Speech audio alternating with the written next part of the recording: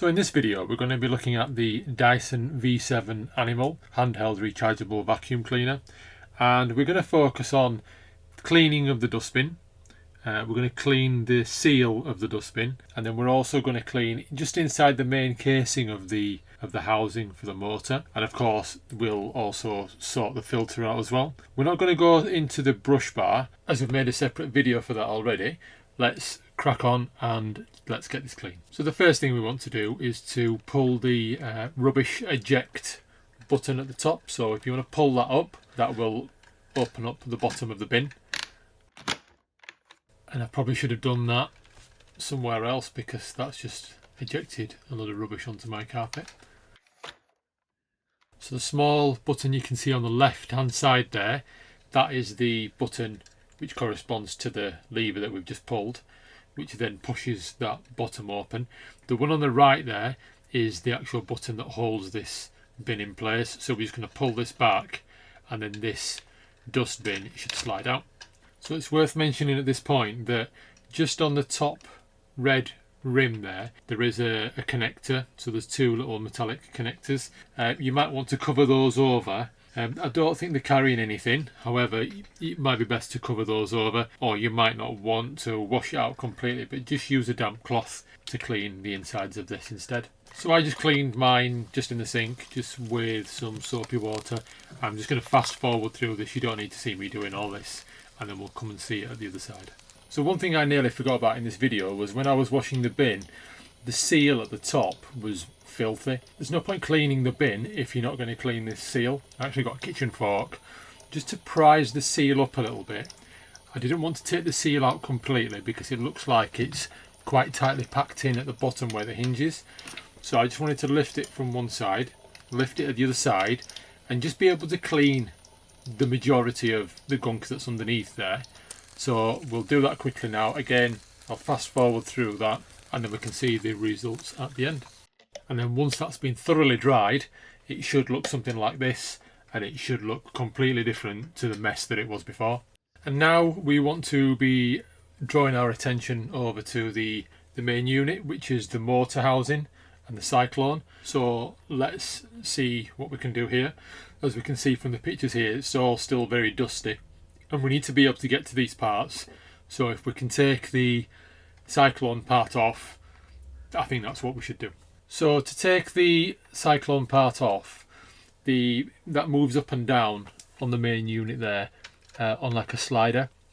Now you look, there's two little red buttons at either side of that slider. Well, if you hold those two in and then slide the unit out, that kind of disconnects, and then that should slide out completely like it's shown in the video. If we turn that round, you can see where there's a little cog where it connects into the plastic on the piece that you've slid out just there. So by pressing those two little red buttons in, it kind of stands clear of that and then comes out completely. So when I did this part after I'd sorted out the filter. For the sake of the video, I'm going to show you how to do the filter now, which is to remove the filter, give that a wash. It will still show as the main unit is still attached in the next clip. So it's worth mentioning that this is one of the easiest things to do with this machine, is to replace, remove, clean this filter. And the filter just pops out of the top, really easy to get to. That one doesn't look too bad, but it is still dusty, so we're going to give that a wash.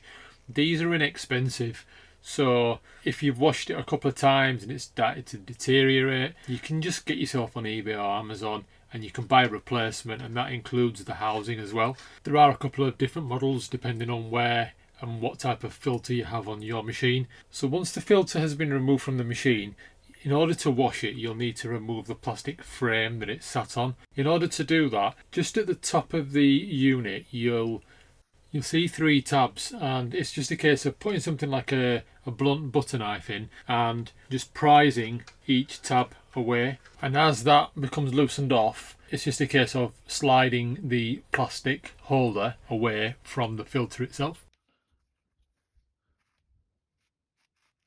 And as you can see there, although the filter didn't look too bad, as we give it a good shake, there's plenty of dust coming out of that. So it was well worth a wash and needed sorting out or even replacing. So in order to wash this, all we're going to be doing is using some warm soapy water, not too hot because you don't want to deteriorate the actual filter itself. So just warm soapy water and just squeezing it gently, not being too heavy-handed on it, just making sure that keep on cleaning it until the water runs clear, and then it's just a case of leaving it to dry. Now when you leave this to dry, it's important that you leave the filter to be 100% completely dry. Leave it overnight or for a couple of days. The last thing you want to be doing is to be putting the filter back into the machine when it's wet, because that's just going to cause chaos. So the next thing I want to do is I want to draw our attention to the cyclone unit. So I want to be able to clean the insides of the cyclone unit but without taking it completely apart. When the filter was taken out, it was quite dusty. You could see there was a lot of dust in there.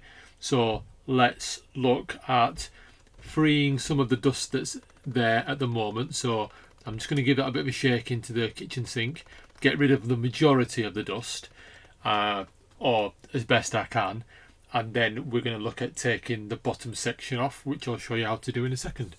So with a bit of a struggle, I've managed to take this bottom section off. So I've started the video with the bottom section already taken off, and there's a good reason for that. As I take that off, you'll be able to see how it actually connects to the bottom part. There's actually some lugs around the edges, and if you pause the video you can actually see roughly where them lugs will be, so you can prise in the right areas rather than just doing it blindly. So have a look, pause the video, rewind it if you need to, and see how the flat piece corresponds to where those lugs are and where you need to be prising. Once you prise around the whole section, that will then loosen off, and then it's just a case of pulling that away. It will be difficult to take away for the first time. You may have to jiggle it and wiggle it around a little bit, but it will come away. And as you can see, it's very dusty in there. The filter side, we're going to give that a wash, and then for the cyclone side I'm just going to use a brush to get rid of all the dust off there. So let's see about getting that cleaned up now as well. Again, I will speed all this up for you so we're not wasting too much time.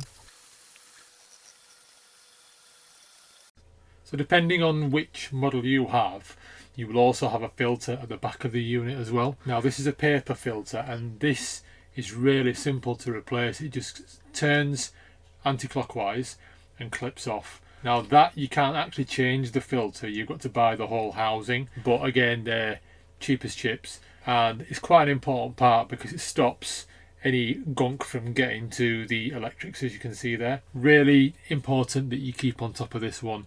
And then last but not least, we just need to put it all back together in the reverse of how we took it apart. I'm just going to speed through this in terms of the video, because if you've taken it apart you'll kind of know where everything fits, so it should be quite easy to put back together, apart from this part of course. Now when I was trying to put the bin back in, I was trying to put the bin back in when the vac was in a kind of closed position where the bin would have been shut. You actually need to pull the lever at the top, extend the bin mechanism out as though you're going to empty the bin. That then lowers the section, which means then you can slide that bin in. If you leave it in its closed position where the cyclone is down, then there won't be enough space to put that bin back in.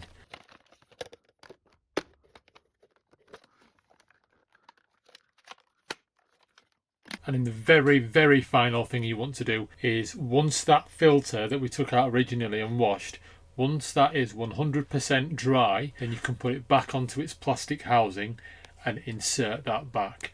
Not forgetting to make sure it's all clipped in where we unclipped it before, and then just insert it back into its housing at the top of the unit, and then we are good to go. Just give it a quick test, make sure it works, and all is well.